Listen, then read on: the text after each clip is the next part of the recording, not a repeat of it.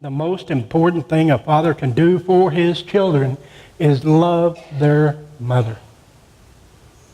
If you don't love their mother, they don't see the correct model.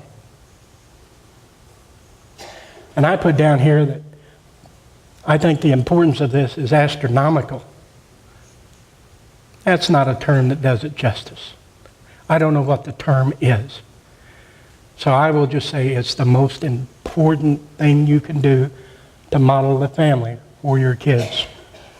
How you relate and how you treat your wife will show them how they will treat or be treated when they become a husband or wife. A son will watch the father to see how he's supposed to interact with women, with girls, with how he's supposed to treat the woman that he takes as his wife. The daughter is going to see how a man is supposed to treat a girl, or how the girl is supposed to be treated by a man, and how a husband treats their wives. I forget what the percentage is. I think we had it in one of the messages Pastor gave about divorce and that, and abuse.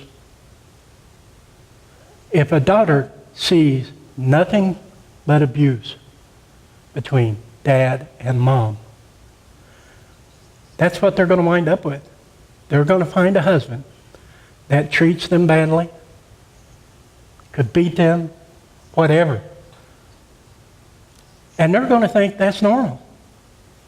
They're going to think that's love, because that's what they saw in their home. And it's not right. But that's the model that they're getting.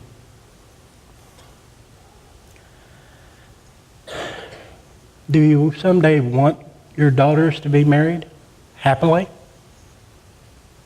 Do you want your sons to marry women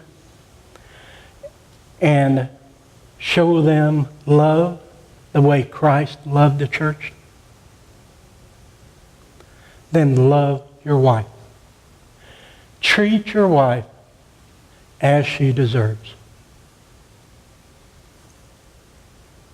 Actually, treat your wife better than she deserves.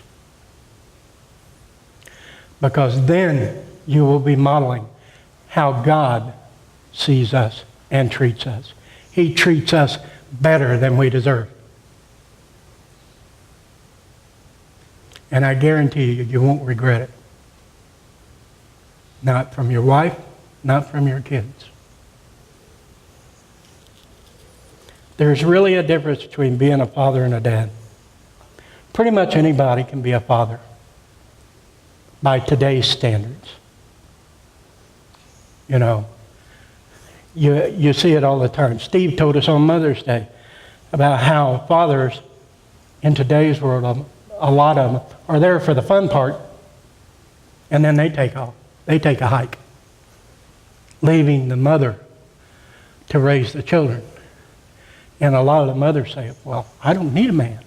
I can raise them on my own. Yes, but that's not God's plan. You can do it, but it's going to be hard. There's always going to be something missing. One modeling that they need that they can't get. Being a father doesn't require much at all. You know, anyone that's seen an episode of Jerry Springer knows that. Most of the time, those fathers don't even want to be a father. I would say being a father is the most important role that you will ever have. Even more important than being an elder in your church, or a minister in your church, or any position of leadership in your church or in the community. It's more important than any of them. Now, why would I go and say a blanket statement like that? Well, I wouldn't unless I had something to back it up with. Paul tells us, and he was talking about leadership in the church in Titus 1:6, He says, namely, if any man is above reproach, the husband of one life, having children who believe. There we have it again. One more time, the importance of dads.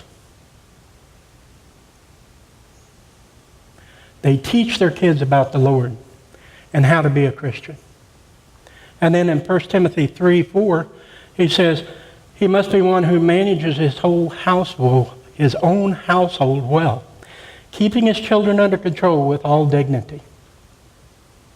Again, the role of the father.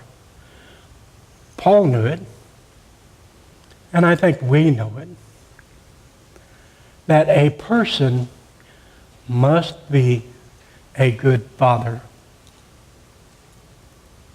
before he can be a good leader in anything, particularly in the church.